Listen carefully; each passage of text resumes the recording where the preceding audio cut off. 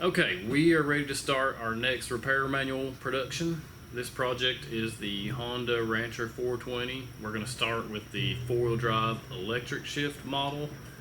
This is much more complex than the Honda ATVs of the past, where you would just have a single cylinder air-cooled engine. You mechanically shifted. They're pretty easy to work on and maintain.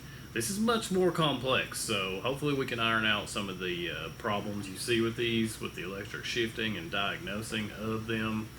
And then we'll just take the whole machine apart and go over all the mechanics of it and lay this out to a nice repair manual that hopefully will keep these things running for a long time.